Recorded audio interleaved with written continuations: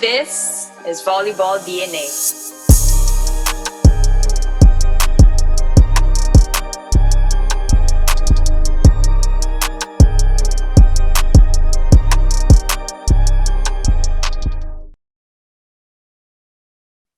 What's up, guys? We are back, and the PVL is just around the corner. So before we dive deep into those discussions, because all of us will be watching the matches as usual, I wanted to come up with a chill episode. You know, something light, something to just get us to sit back and remember yung mga magagandang times of us watching and covering volleyball. And we have today somebody that I first covered way back. Tagal na nito. I was thinking about it. 2013? Really? UAAP season 76.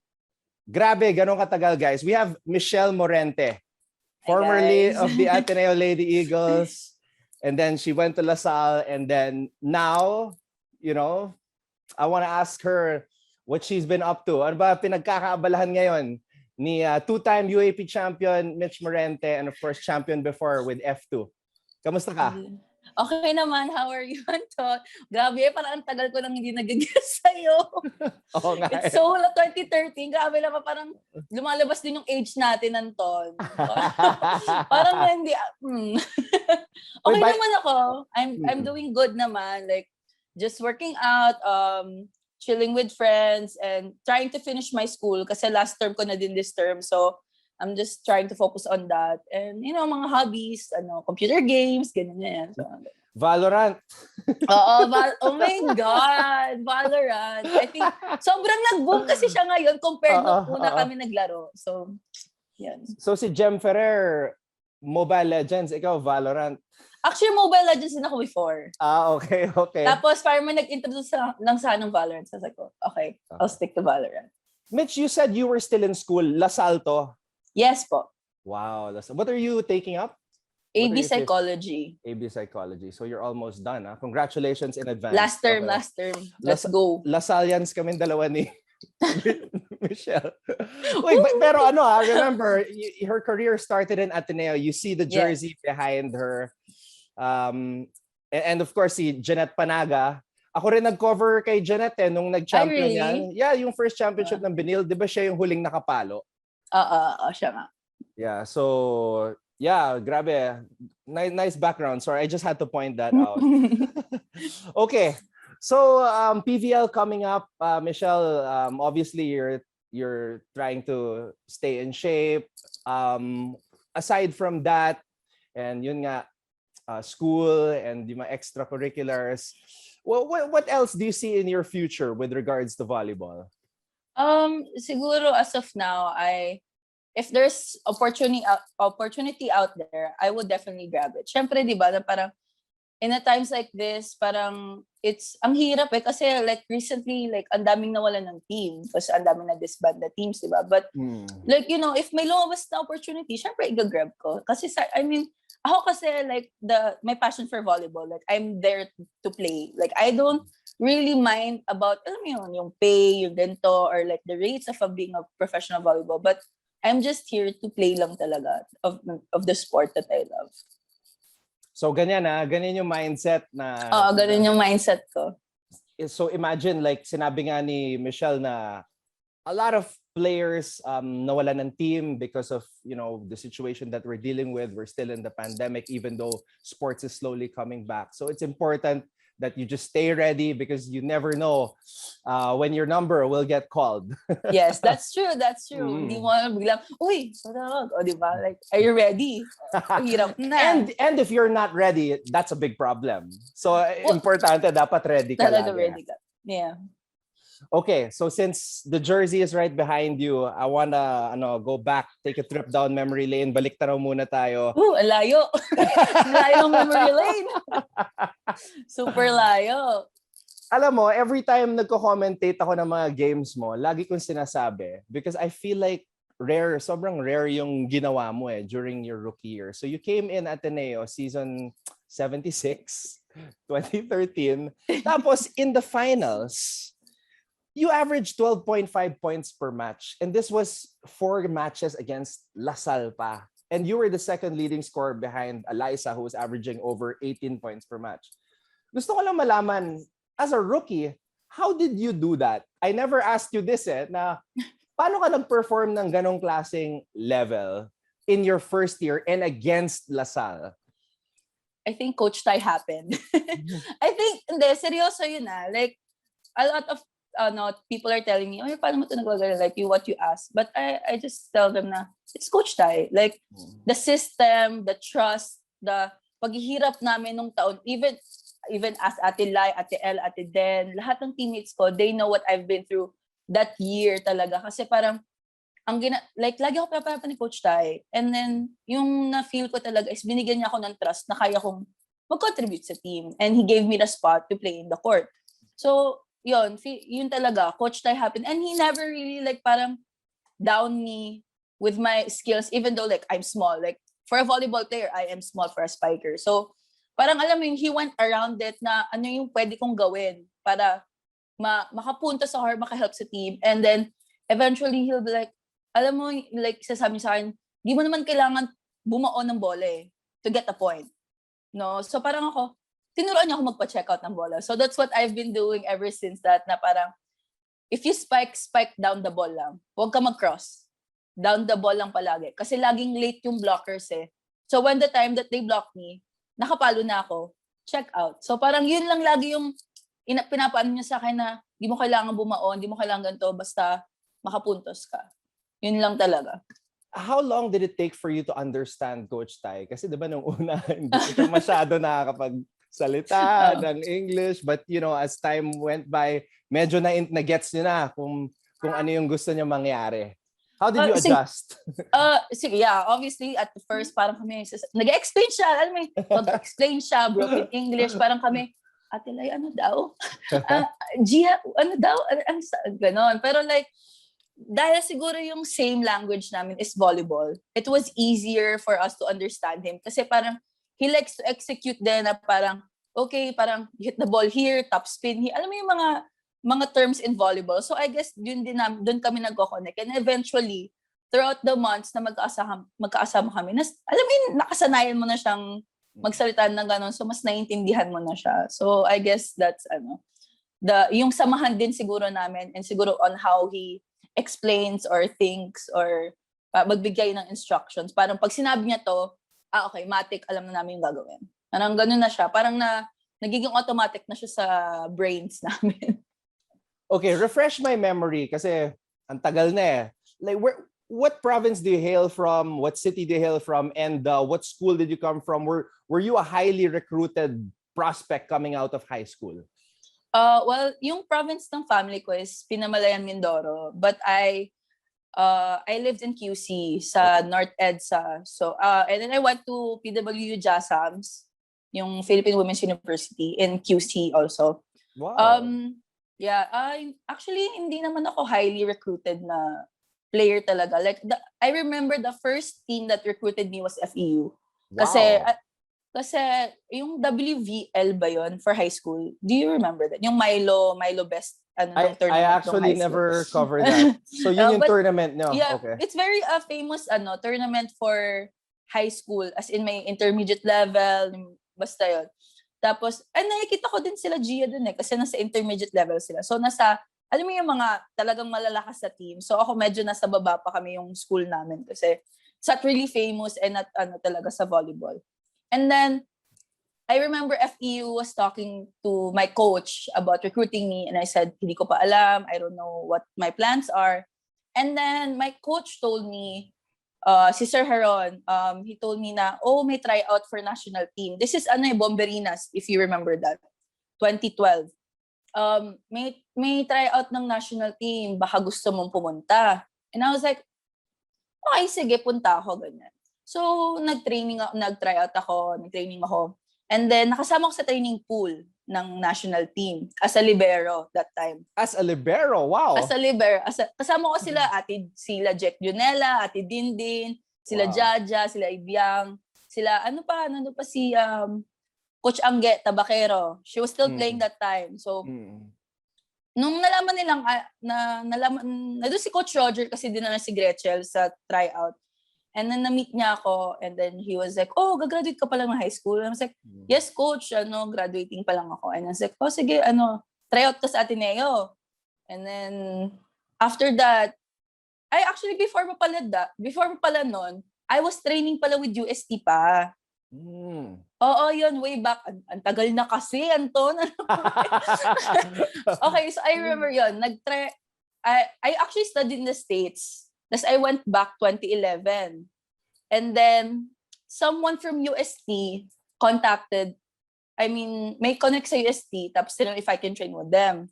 So I trained with UST High School and UST College. And then I stopped. And then, yun nga, nag-national team na. Tapos Coach Roger contacted me. And then LaSalle contacted me na. And other teams na. So, doon nag-start yung nag-recruit sa akin yung mga ibang teams. And then eventually, I picked Ateneo. Grabe, nag-States ka pa pala. Oo, like What 5 a years. 5 years ata ako sa States. So. Talaga? I never knew this. Wow. Yeah. Wow. Where in the States? California. Where in California? By San Francisco, like an hour away from San Francisco. Oh, okay. Grabe. I never knew that. I never knew you. Grabe ang journey mo. Kung saan ka pala napunta. Back and forth ako dito. Galing. Pero, bakit libero ka nung nag-bomberinas ka? With PWU ba? Ano laro mo? Spiker talaga ako. Spiker. And sa States, ano laro mo? Spiker din. Paano ka naging libero doon? That's kasi, another thing I didn't know. Isa pa yung hindi ko alam.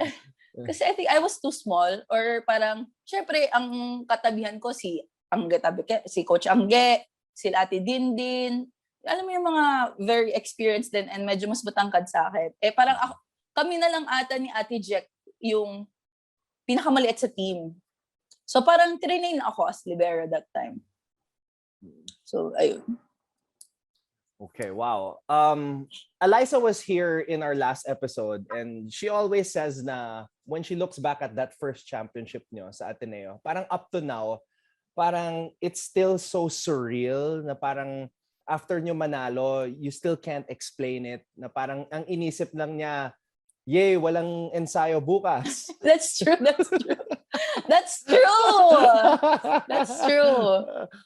Ikaw, how would you describe it? Na like looking back at that first historic championship ng Lady Eagles. Actually, Kim Hikiliano was here the other day or last week. And then we were talking about that. Memory lane kami. And inask ko siya, like, what's your favorite season sa Ateneo? That's a good question. And she was like, ikaw? Sabi ko, season 76 ako. Sabi niya, ako din. Kasi nakita niya yung jerseys ko eh. Yeah. Tapos sabi niya, oh, nice yung ginawa mo. Sabi ko, yeah, so yun, panag-usapan namin yung season 76 nga.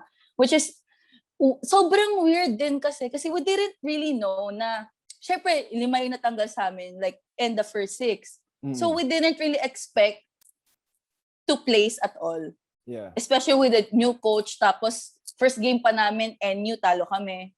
So parang kami, hindi talaga namin in-expect yung win na yon. And kahit ako, pag binabalikan ko, parang naiiyak ako. Parang, like, all those hard work, all those parang paghihirap sa training, yung sacrifices namin lahat, talagang naging worth it siya. Tsaka, naalala ko nung, di ba, step ladder. Step ladder siya. Adamson, NU, tapos LaSalle. Tapos everyday, do or die game.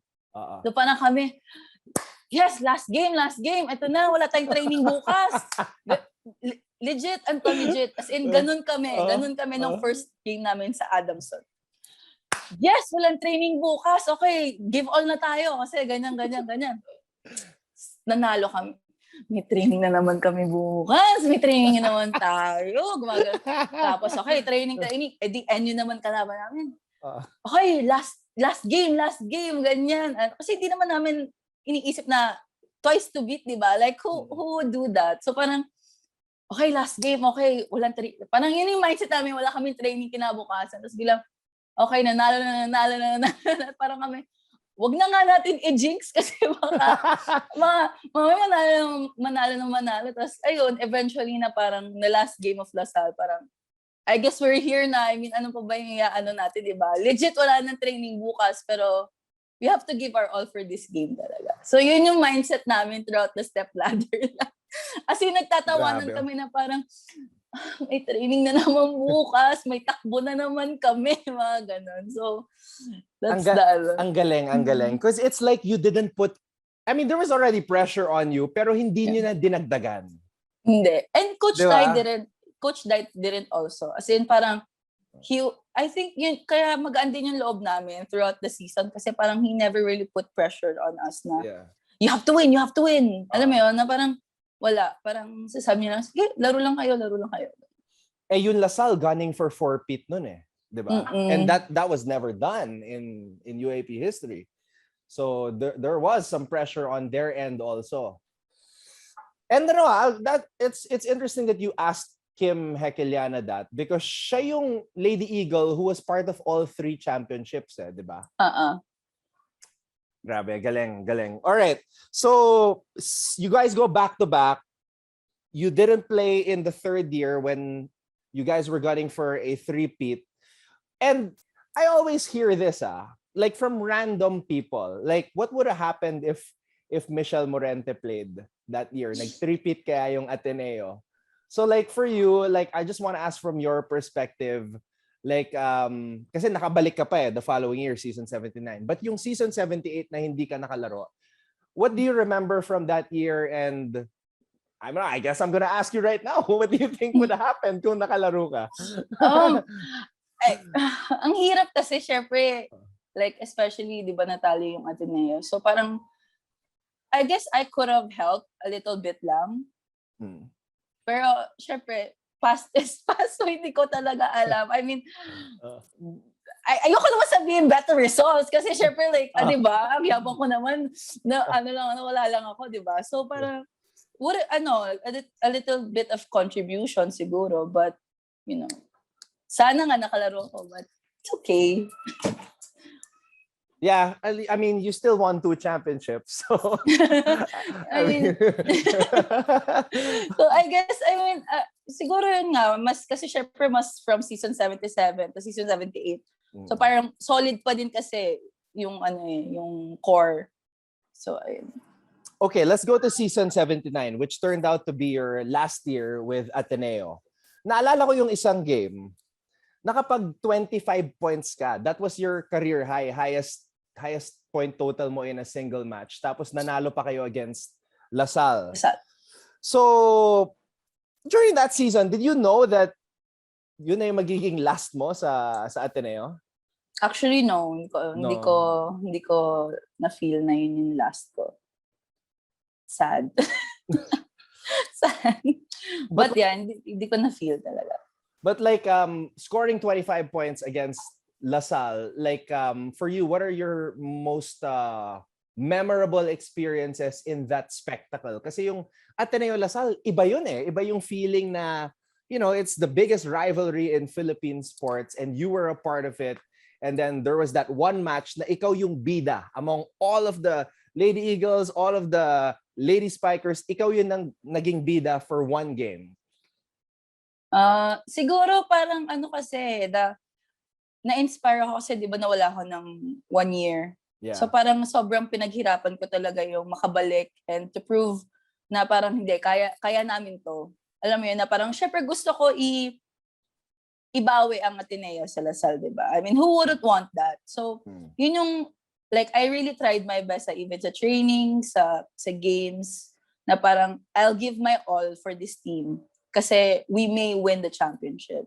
So, kaya, siguro yun yung naging motivation ko din. So, yeah. Okay.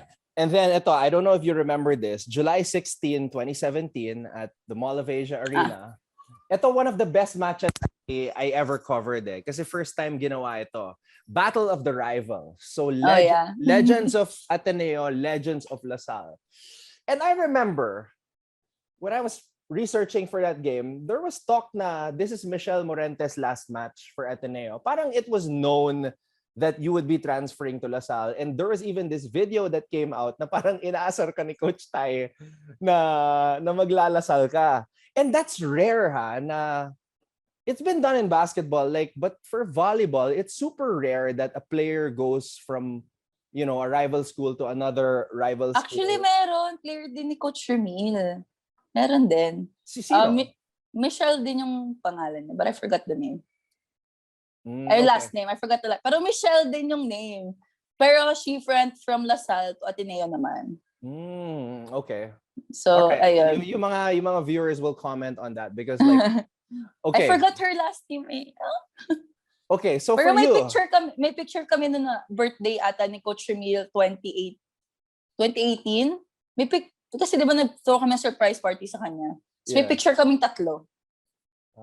So it Michelle and Coach Ramil. So it was a thing, huh? It was a thing at the Michelles who go from one rival school to another rival school.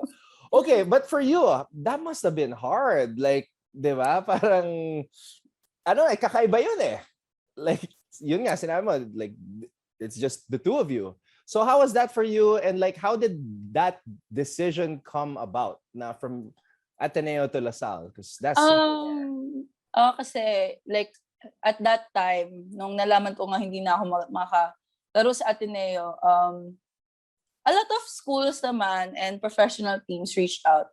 Pero syempre, I consulted my dad about it na parang what could be the good decision, ganyan. And then sabi niya, why not sa rival school mo? I mean, they have a good volleyball program. So syempre, di ba, hindi mo ba gugustuhin yon? Sabi ko, pwede naman. Pwede naman. I mean, why not, di ba? Pwede naman. Hindi, pero syempre, it was weird kasi coming from Ateneo, going to LaSalle. So, medyo napaisip ako, sabi ko, sige, I guess, di ba, they have a good volleyball program and who wouldn't want to train under Coach Ramil, di ba? So, if I have that opportunity, then, ayun, kinuha ko yung opportunity na yan. I was the one who contacted LaSalle na parang I'm looking for a team.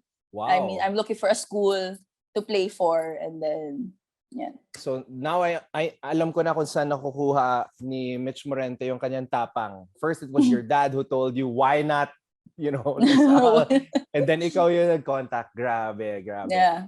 I fondly remember this eh. Parang when I think of you, naaalala ko yung nag-host ako ng Animo Year and Thanksgiving. Tapos nasa stage ako. Tapos nakita ko kayo nila Jolina, nila Michelle Cobb. Tapos andun ka. Sabi ko, parang kakaiba to ah. Bakit ko nakikita si Mitch Morente dito? It's a weird environment. Diba Ateneo to? Tapos nasa LaSalle Auditorium. Diba? Special mention kita doon eh. Okay. Kaya nga sabi ko, Anto naman. Okay, so you had a LaSalle experience. You're still a LaSallian. You played beach volleyball. So for you, I mean, was it worth it? Like, making that jump from Ateneo to LaSalle, and what are your best memories of being a LaSallian volleyball player? Well, definitely worth it. And I got to play with Tin and get to know the team. Alam mo yung parang, syempre, a lot of people are saying a lot of things about the team, na ganito, ganyan. And when I was there, it wasn't. I mean, it's all inside the court. It's all character inside the court. But then outside the court, wala. Sobrang down-to-earth nilang people. They welcome me with open arms, even though na I'm from Ateneo. So parang that was something, di ba? So parang napamahal din ako sa LaSalle team. Mahal din ako sa LaSalle. And siguro yung mga memorable moments ko with them, yung mga may team building kami, may team gathering kami, or lalabas kami as a team. May watch kami ng movie, alam mo yun, na ayun, very, very, naman siya, very memorable naman siya sa akin. And you also were part of champion team in F2, right? With F2? Yes. So how was that? Like, alam mo yun, you also won a championship with LaSallian. So you got the best of both worlds. Nakapag-champion ka with Ateneans, nakapag-champion ka with LaSallian. So how did that feel naman? With F2 naman, it was surreal kasi parang I'm playing, actually one of my idol talaga sa volleyball is si Chang Abi. Ever since rookie year ko kasi I saw the way na dalhin niya yung team niya, i-bring up yung energy ng team niya, the confidence while she's playing. So parang ever since na siya talaga yung naging idol ko. Tapos now playing with her was grabe. Like feel ko yung presence niya sa loob ng court. And then yung syempre nakalaro ko pa si Ate Cha Cruz, nakalaro ko yung mga seniors na wala nang salasal talaga. So parang na-inspire ako na parang, wow, ganito pala dito. Kasi it's rare di ba? It's rare to play with them. So parang, ayun na, tapos nakilala ko pa sila, naging close ko pa sila. So, super bait nila. Sabi ko. Nagigets ko na kung bakit, kasi I would describe you as a player who plays with so much passion. Kasi alam mo yun, pag nakaka-good play yung team, tumatalon-talon ka, you're smiling, you're laughing. Parang sabi ko, itong si Morente, grabe yung hype pag nakaka-good play yung Ateneo before. So I get it now kasi si Abby pala yung idol mo who also plays with a lot of passion. I just want to go back to yung kanina, parang sinabi mo na there was a lot of talk about how LaSalle is. What do you mean by that? Like yung swag, yung LaSallian swag? Yeah, yung mga swag, yung mayabang daw sila, parang stare down, yabang naman yan, ganyan. But then, kunwari, like si Ate Joy, di ba? Like parang, syempre, she has the confidence to, like parang, pag nablock ka, di ba? Pero hindi naman intentionally ginagawa talaga. It just happened na napatingin ka lang, make sure mo bumaba yung bola, tapos tumalikod ka na. Yeah.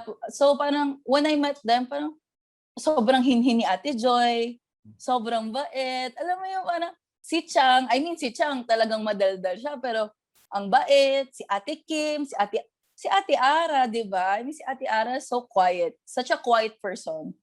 So parang nung nakalaro ko siya, tapos na-meet ko siya, parang iba yung di ba? So, sobrang iba yung iniisip ng ibang tao sa mga LaSalle people. As in, they're saying bad things, pero wala. It's not talaga. It's not It's true, different. guys. It's not true, guys. We LaSallians are nice people. We LaSallians are nice people. I remember si Desiree Cheng. I asked her what's LaSallian swag. Sabi niya it's a celebration. That's true. That's true. It's just them celebrating like a good play, like a good block, a good spike. Yun lang yun. It's just a celebration. Totoo naman. Kasi dumumuko yung hype na parang, syempre confident ka, so kailangan, ma-maintain mo yung confident na yun. Pupuntos ka, tapos nakasimangot ka. Di ba? Ang pangat naman nun. So parang, syempre, you have to maintain the hype inside the court. Pero like, for you kasi, you were part of Ateneo and you were part of a team that beat them. So for them to welcome you, a player who once beat them, di ba? And welcome you as one of their own is grabe. It's nakakabilib, and I think it's proof that LaSallians and like and on the flip side, si Desiree Cheng now is with Chocomucho. Diba? Diba? Daming Atenista doon. Coach Oliver, diba? So I mean, I guess in volleyball, you never know where you're gonna end up, right? Yeah, that's true. You don't know. You never know. Okay. One last thing before we leave this Ateneo and LaSalle topic. Man, a lot of things have been told, stories. I've heard so many stories about Coach Tai's practice, and also yung si Coach Ramil at first very intimidating. I want to ask you, since you've experienced the best of both worlds, anong pinagkaiba ni Coach Ramil at Coach Tai from your experience? From my experience, I guess kasi there's a difference na kasi nung pumasok ako sa Ateneo, I was still young. And parang I wasn't, parang hindi pa ganun kataas yung knowledge ko with volleyball. Unlike nung pagpunta ko sa LaSalle, I was experienced na. So with Coach Tai, deadly man. Deadly. Grabe description mo, deadly man. No, I swear kasi like I remember we run every single day sa oval. Yeah, tapos, here we go again with the oval. It's the famous blue oval, my friend.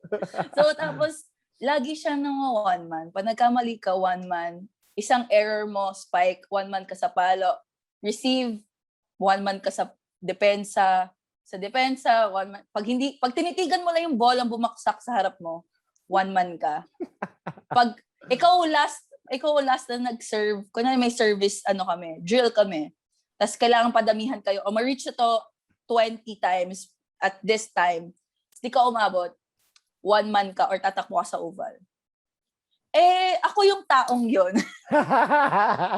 Ako yung taong yung time na yon. As in, even ask me other teammates, parang sinasabi nga nila minsan, nakikitraining na lang ba kami sa'yo, Mitch? Ano ba? Parang ganun.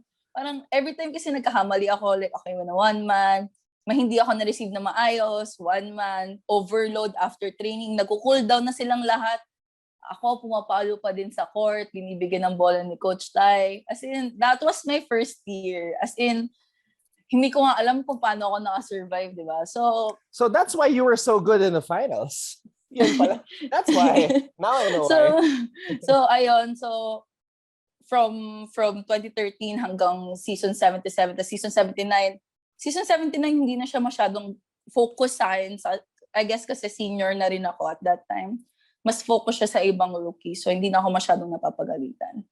So, tapos with Coach Ramil naman, since like, I'm experienced na nga din, parang siya, more on perfectionist kasi si Coach Ramil. Mm. So, parang kailangan perfect lagi. Perfect, consistent, ganyan. And mas strategy kasi na siyang tao. Even though, quiet kasi si Coach Ramil eh. Very quiet person. So, mas, like, pag nagsalita siya, natatakot na ako. Kasi syempre, di ba, tahimik siya eh. So, ayun. Yung training naman ni Coach Ramil, very organized and parang hindi mo din alam na gumagaling ka. Na nahihirapan ka na gumagaling ka. Plus, yung may conditioning coach din kami kasi kami sa Lasal. So, it helped us a lot to be stronger then. And the drills din naman. Mahirap din. Pero kasi si Coach Ramil, siya naman hindi mahilig magpa 1-man. Kasi yung 1-man niya, minsan kasama sa drills, gano'n. Pag nagkamali ka, parang okay, kailangan mo lang ayusin yung ganyan. So parang, if I'm comparing it, parang mas nahirapan ako kay Coach Tai kasi I guess I was still young. You know, parang, syempre pag re-receive ako, saan sa pupunta yung bola ko, depends ako. Kasi hindi pa ako ganun ka-consistent when I was young, di ba?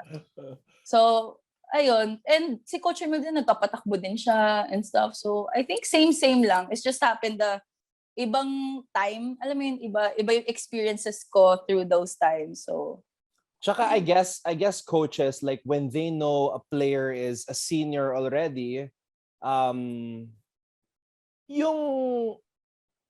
sabi mo nga, they don't have to like masyado nakatuto. Kasi sa'yo. experience na eh. Yeah. So you had that. So Coach Tide, hindi ko makalimutan yung deadly. I swear kasi, if you were there, you would know how deadly it was. Yeah, well, I wouldn't want to be there. I'm just entertained by yung mga kwento nyo. No, actually, Punks, di ba? She's under Coach Tai. Yeah. And I was telling her when she accepted, when she signed with Creamline, I was like, oh, ready ka na ba kay Coach Tai? And I was like, sure ka na ba talaga? Sure na, ganyan. So now, when they started training, sabi ko, ano sabi ko sa'yo? Oo nga. So I was like, see, now you know how I feel.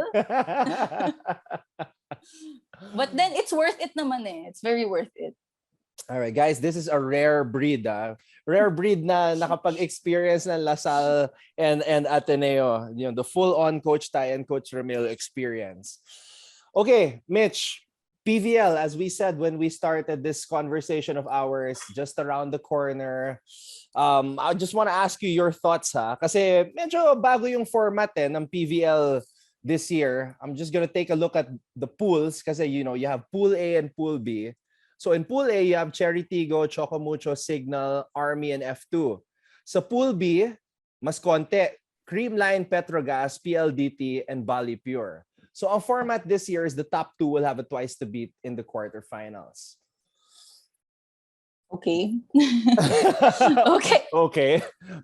Now's the hard part. I want to ask you, like, sa tingin mo lang, yung gut feel mo, based on the pools. Let's start with Pool A. Sino sa tingin mo yung magkaka-twice to beat in the quarterfinals? Isa lang yung may eliminate eh. Pero dalawa, magkaka-twice to beat. So, you have Cherry Tigo, Chocomucho, Signal, Army, and F2.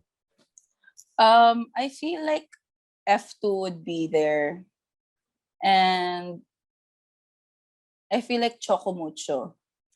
Wow. Okay. So you think that Cherry Tigo, because obviously no Jaja, no Mylene Paat, no Dindin. Well, actually, yeah, sobrang laking kawalan.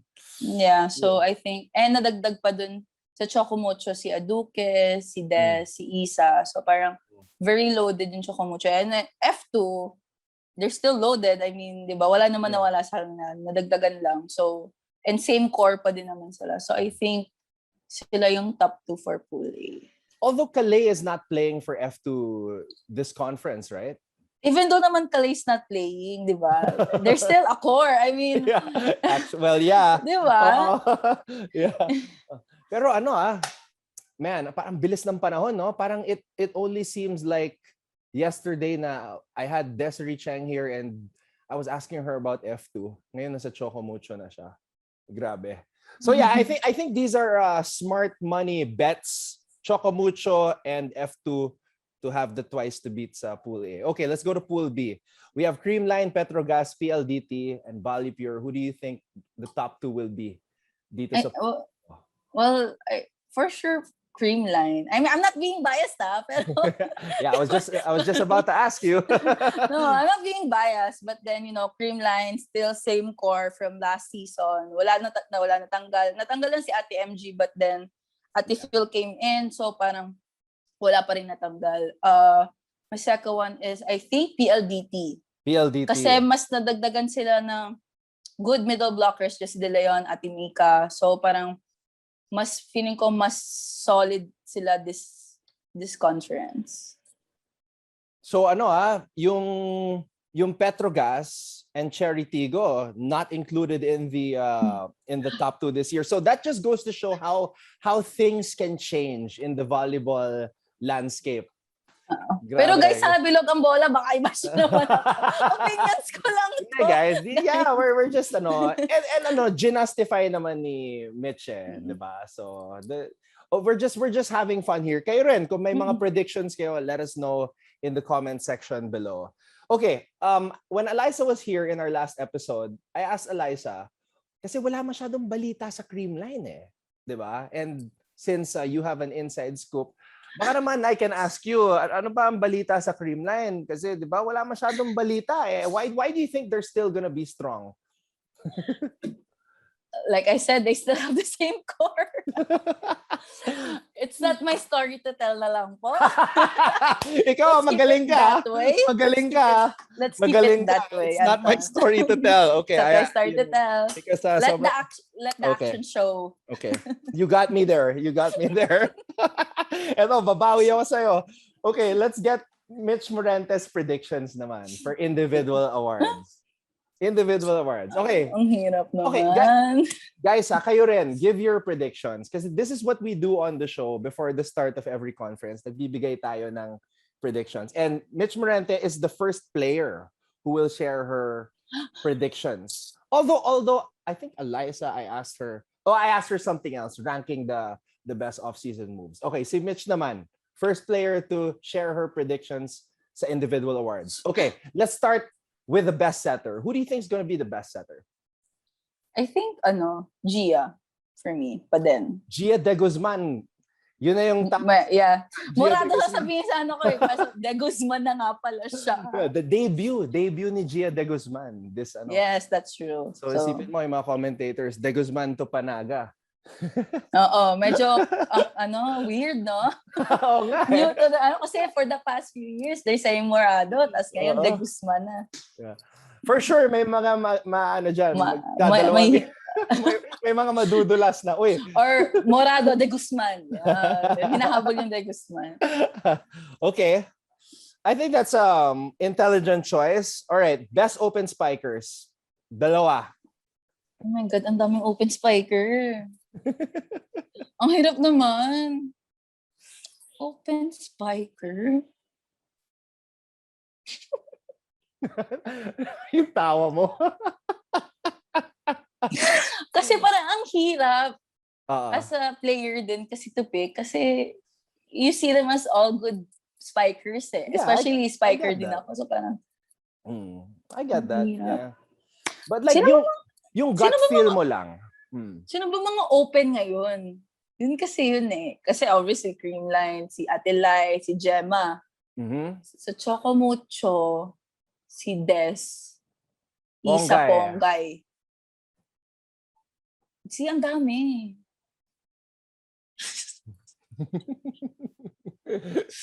I feel like okay. I feel like Ate Ara is gonna be part of Best okay. Open. Okay. Feeling ko siya, mag-comeback siya this conference. Yan ang gusto ko mga predictions. Yung mga ganyan. Feeling ko magka-comeback siya this conference. Yung mga feeling mo, yun yung mga nafe-feel mo mangyayari. Okay. I like that. I like that pick. Aragalang. Okay. And then I feel like anong word na yun? Hindi mag-i-improve eh. Mas lalabas yung skills niya. Anong word doon? Sige, i-move on na tayo. Magbe-break out? Mag-shine lalo. Okay. Feeling ko si Gemma. Feeling ko si Gemma. Wow, okay. So kasi she did good naman nung last conference. So yeah. I feel like she's gonna do great in this conference also. All right, don't be biased here, middle blockers. Siyempre, Janet Panaga ako sa first. Hindi, I mean, and how I see and how motivated she is naman kasi. Feel ko talaga like she'll be part of the best middle blockers. Okay. And then the second one, feeling ko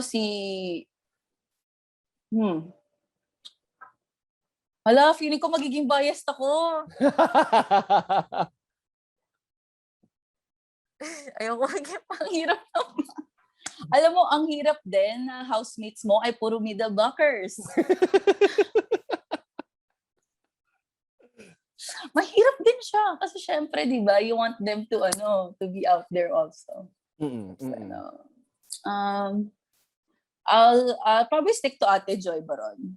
Kasi she's doing well then for the past conference, and then as we all know naman, she's been winning best middle blockers local and international, diba? So I guess that's reasonable then na makuha siyang best middle blocker.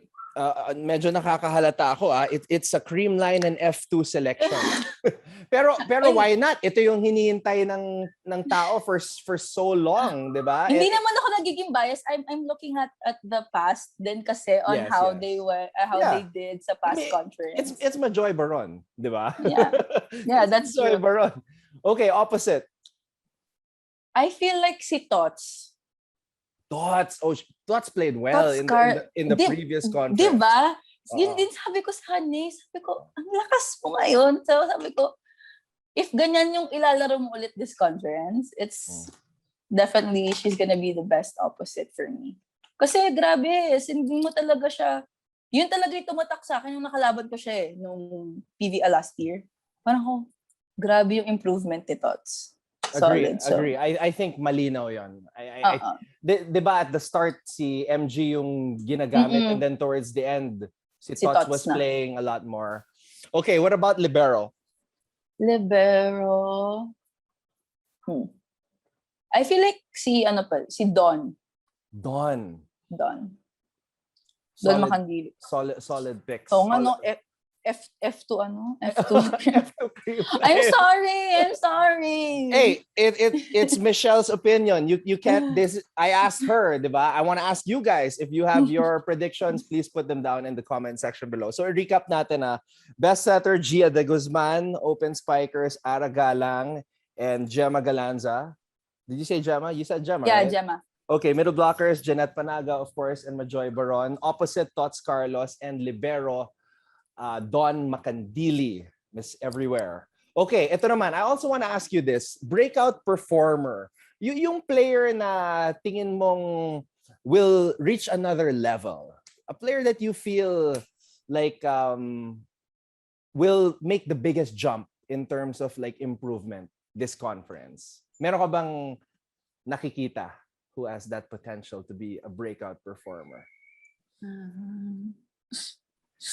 Alam mo, in my head, ayoko talaga maging bias. Kasi syempre, all players are, nag-hard work naman sila, get-train hard, everything. Yes. Pero kasi I feel like since nakalaban ko si Ate Jessie sa PNVF, and sobrang ganda din ng ginalaw niya nun. I feel like si Ate Jessie De Leon yung, for me kasi like from Petrogas, she was second six and then eventually nag-start na siya tapos lumipat siya ng PLDT. So, I think since lumabas siya ng comfort zone niya din, it would be mas feeling ko magi-improve pa siya. Grabe, and she's a busy woman.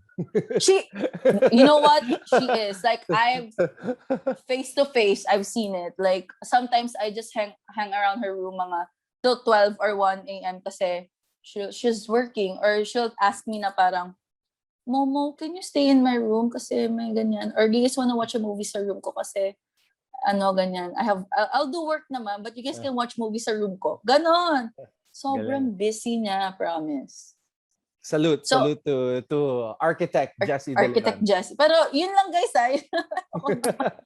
ayoko naman Kayo rin guys, we want to know who you feel would be the breakout performer this upcoming PVL conference. Okay, lastly, MVP of Michelle Morente. Who do you think is going to be MVP? Ang hirap naman. Well, next question. MVP? Alam, Anton, ang hirap naman yan. Ito na yung last. Ito na yung Yun pinakamahirap. Yun yung pinakamahirap MVP. Sino ba bang sa ibang team? Kasi, syempre, iba pala yung finals MVP. Sa finals pala yun. All-around player. Wow, so yun pala yung tinitignan mo kung sino yung pinaka all-around. Yun kasi, dapat yung MVP. I mean, kasi hindi lang naman attacks hindi lang naman point system You have to look, for me, you have to look at the depensa, receive, the percentage of like yung receive niya, depensa, block, service. So, hindi lang talaga siya sa points. For me. So, yeah. Last conference, it was Jaja, right? Jaja was MVP. Yeah, Jaja. And then in PNVF, it was Kiana, right? Yes. It was Kiana. Kasi ang dami din ata nilang blocks nun Solid din kasi yung laro ni Kiana nung PNVF. Yeah, grabe. Sobrang solid. Tumatawag na yung jowa ko. Wait lang. Patapos na lang training nila.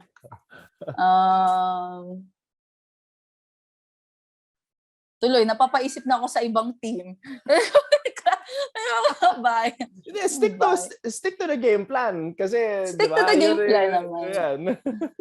Stick to the game plan. Pero I don't wanna be biased. Feeling ko si pa din. Ate Lai pa din. Kasi di ba siya din last conference? I feel like si Ate Lai pa din. All right. I mean, I think you're not wrong with any of your choices kasi they're all good, diba? So I just want to say thank you for being game for this. Anton, hot seat ako dito na very live. Ang hirap pala ng predictions, especially if you're a player that used to play with them. Have you done this before? Yung mga predictions? First Talaga? time. Oh wow, thank you so much. Guys, this is a first on Volleyball DNA. Nag-predict si Michelle Morente. Kasi ako usually, I don't want to say it kasi syempre as a co-league nila, I don't want na naman. So, it's the first time. Yeah, pero I mean, it's part of it. I mean, sa ibang mga liga, players do vote for who will be part of an all-star game. Yeah. Diba? Kasama yun So, I just want to say thank you. And thank you for chilling with us here in the lab on Volleyball DNA. Of course. It's great to catch up with you. And I just want to wish you all the best sa kung ano man ang mangyayari. In the future, baka may biglang pasabog dyan. I don't know.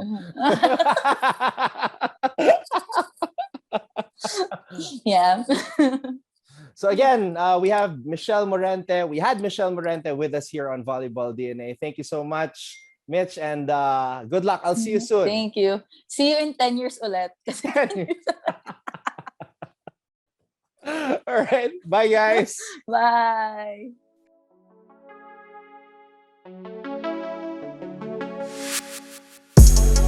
Thank you for watching Volleyball DNA.